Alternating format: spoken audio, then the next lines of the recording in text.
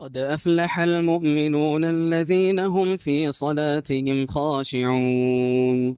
والذين هم عن اللغو معرضون والذين هم للزكاة فاعلون والذين هم لفروجهم حافظون إلا على